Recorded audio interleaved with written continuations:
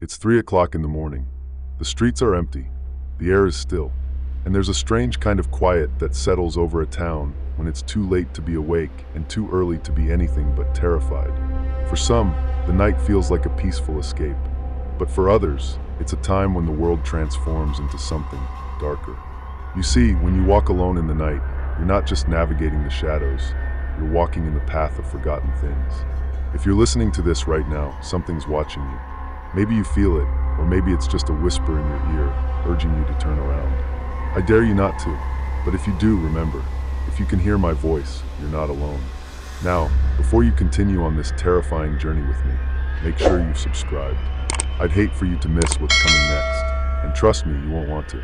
Drop a comment below. Where are you watching from? What time is it there? You might not be alone after all. Let's begin. It was nearly 4 in the morning when I finally finished my shift.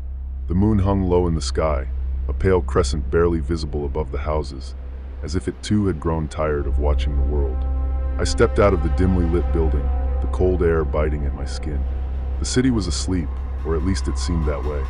The streets were deserted, save for the occasional car that hummed past, tires barely kissing the asphalt. The streetlights above flickered intermittently, casting long, broken shadows that seemed to stretch unnaturally across the empty road. The neighborhood was eerily quiet, the silence punctuated only by the sound of my own footsteps, echoing against the walls of the silent houses. It was always like this when I left work at this hour, empty, still, like the world had forgotten how to move. I hated it.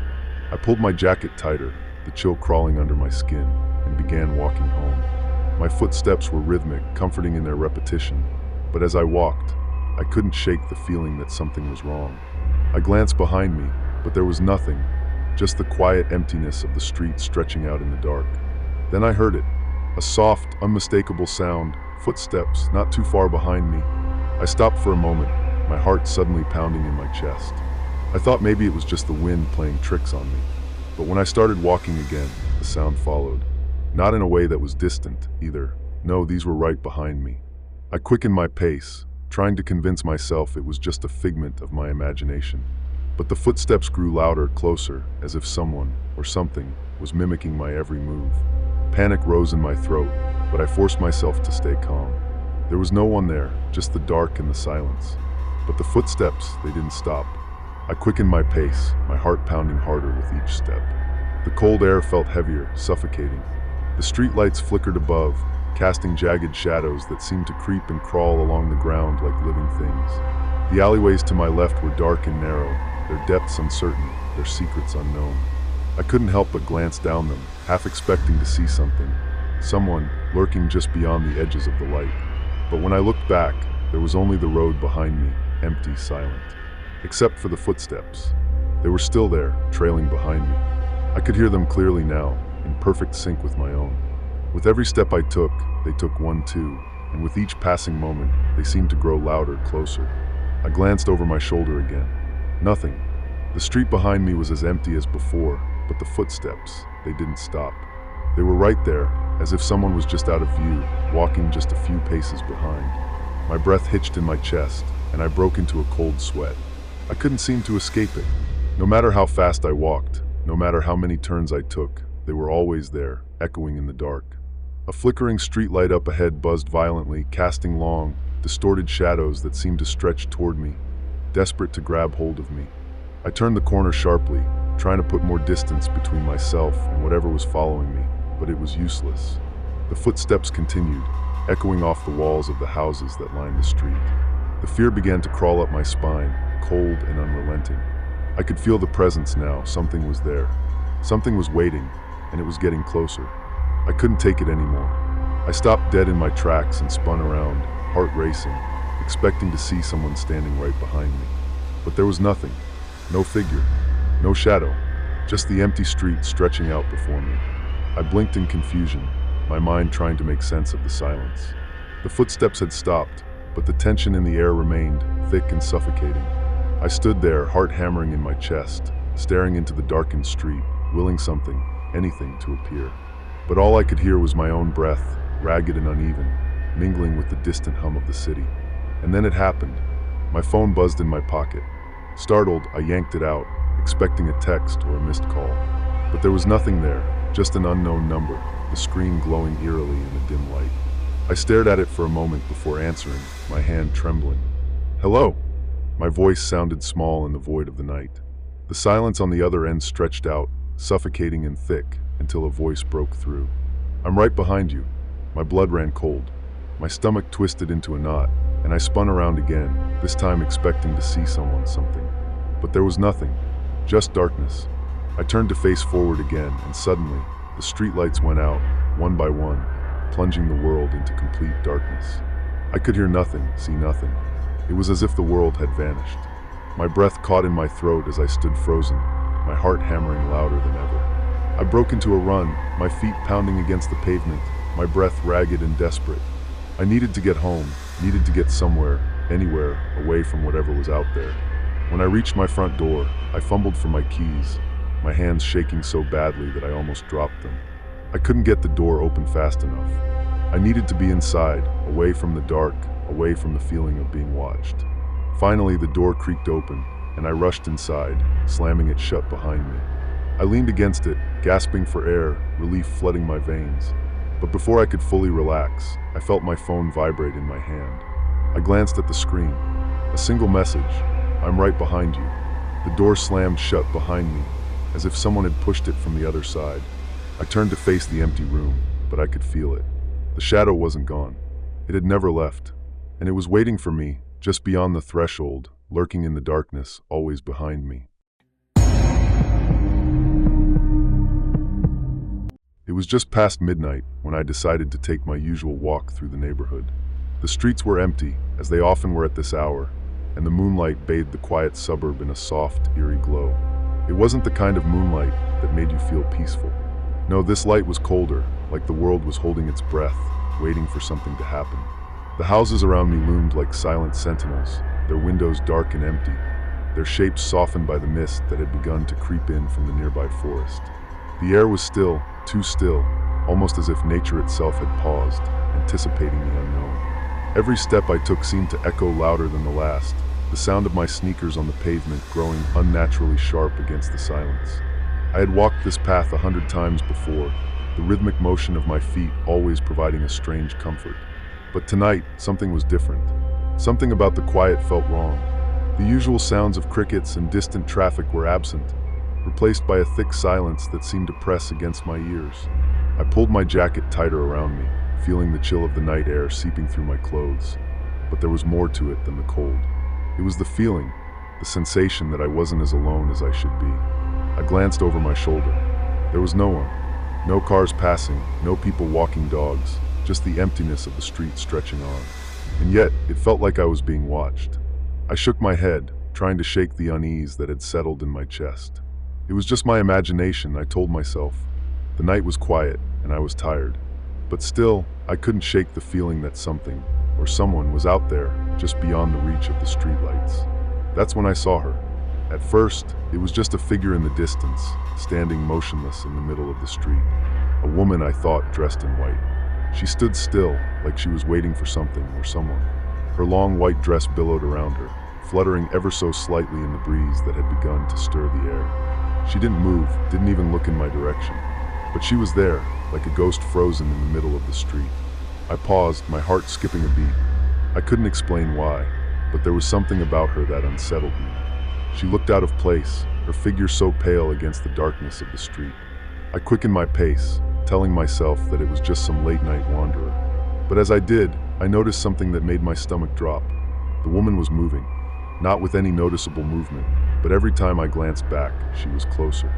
No matter how fast I walked, she seemed to be drawing nearer, her presence growing with each passing moment. I reached for my phone in a panic, my hands trembling as I unlocked it, preparing to call for help. But as soon as I touched the screen, I glanced up, and the woman was gone. Gone. Just like that.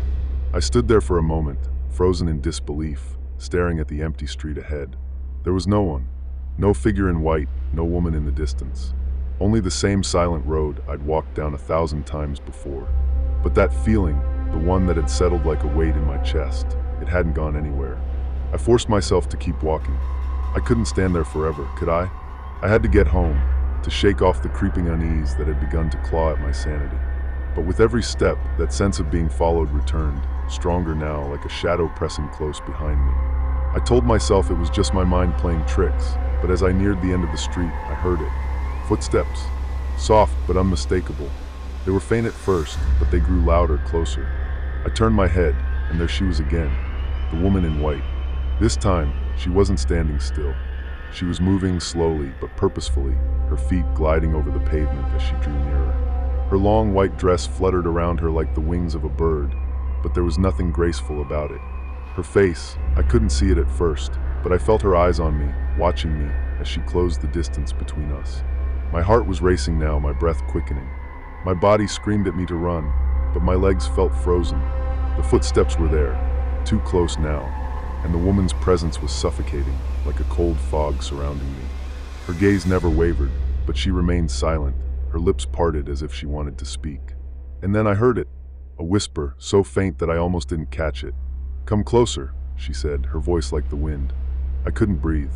My feet were glued to the ground. I wanted to scream, to run, but something was holding me there, forcing me to face her. I turned and began walking faster, my steps uneven, my heart pounding in my chest. But the woman followed, always just behind me. I could hear her breathing now, soft and steady, almost as if it was synchronized with my own. And with every step I took, her whisper grew louder. "Come closer. I'm waiting." I could see my house up ahead, the porch light flickering in the distance. It was so close, so close. I pushed myself harder, racing towards it as if my life depended on it. When I reached my door, I fumbled with my keys, my hands shaking so badly I almost dropped them. The whisper was getting louder, more insistent. I couldn't get the door open fast enough. My mind was screaming at me to hurry, to get inside, to lock the world out. Finally, the door creaked open, and I rushed inside, slamming it shut behind me. My breath was ragged, my pulse racing in my ears. I leaned against the door, trying to calm myself, telling myself it was over. The woman in white was gone. But as I turned around, my heart stopped in my chest. She was standing there, in the doorway. Her face was pale, her eyes wide with an expression of quiet sorrow. And as I looked into her eyes, I realized it was my mother. The woman in white had never left me. She had been with me all along, waiting for me to return. It was nearly 3 o'clock in the morning when I decided to take a shortcut through the old cemetery on my way home. The party had been loud and full of laughter, but now, as I walked alone under the fading glow of streetlights, the weight of silence felt crushing. The streets were empty, and the only sounds were the crunch of gravel beneath my shoes and the distant rustle of trees swaying in the cold wind.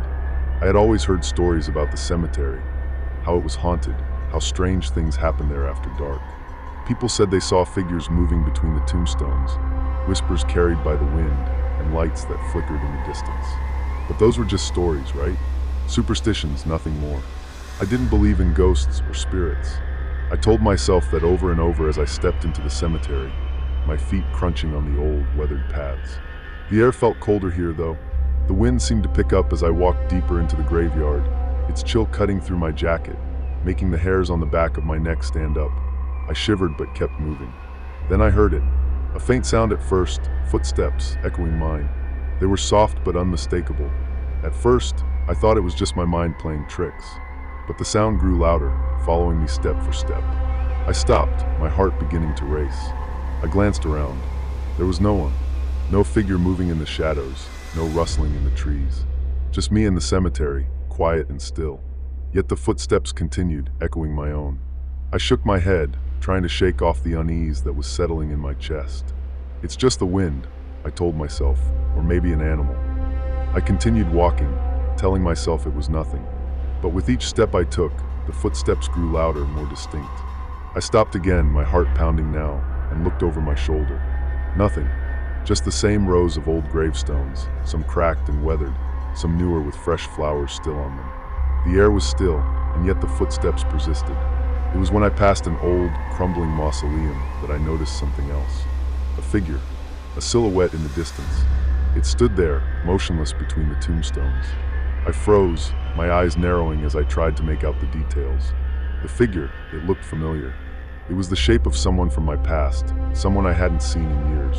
A face I recognized but could never place, someone who had vanished from my life without explanation. I blinked, and the figure was gone. Just like that, as though it had melted into the shadows, swallowed whole by the darkness. My heart raced. I was certain I had seen something, someone, but I shook my head, trying to reason with myself. It's just my imagination, I whispered under my breath, willing myself to move forward. The wind picked up again, carrying with it the sound of those footsteps, always behind me. I kept walking, but the sense of unease deepened. The cemetery felt larger now, the shadows stretching in ways they hadn't before. I couldn't escape the feeling that I wasn't alone. The footsteps returned, but this time they were different. They were in front of me, not behind. I stopped in my tracks, my eyes scanning the darkness ahead. There, in the faint light, I saw her. The figure had reappeared, but now it was so much closer, so much clearer, standing at the foot of a gravestone. The person was dressed in clothes from my past, clothes I hadn't seen in years. They were faded now, worn, but still familiar. The figure turned slowly, and I saw the face, a face I hadn't seen in ages, but one I would never forget. It was my sister, her face twisted in pain, her eyes wide and filled with anguish. I opened my mouth to speak, but no words came. My heart slammed against my chest as I stepped forward, but the closer I got, the more her face seemed to warp. Her features distorted, as if she were struggling to hold on to her humanity, her mouth gaping open in silent scream. I felt a wave of nausea wash over me. This wasn't real. It couldn't be real. But the footsteps, the way she looked at me, it was her, and she was calling me. "Come back," she whispered, her voice rasping, hollow, as though it were coming from somewhere deep underground. "You never came back." I couldn't move. My legs were frozen in place. I couldn't tear my eyes away from her face, even though every part of me screamed to turn around and run. I opened my mouth to say something, anything, but the words caught in my throat. Her outstretched hand reached toward me, and it was then that I realized this was no mere apparition. She wasn't just a ghost. She was calling me from beyond the grave, pulling me back into the darkness. In a sudden, frantic movement, I turned to run. But as I took a step back, my foot caught on something solid. I tumbled forward, my body crashing into the ground. The air was knocked from my lungs, and I gasped for breath, scrambling to get up. I looked around, my mind reeling. Where was I? The moonlight barely touched the ground, but there, beneath me, I saw it. An open grave. A freshly dug one, its edges still soft and unsettled. My pulse shot up as I realized where I had fallen. I stood up, heart pounding in my chest, when I saw the gravestone beside the open pit. It had my name on it. I staggered back, my breath catching in my throat. But there, right next to it, was another gravestone. The name carved in the stone sent a shock through me. My sister.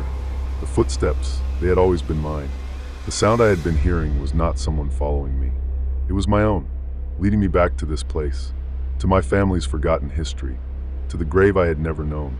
I turned to run, but I couldn't outrun the truth. The past had come back, and it was waiting for me.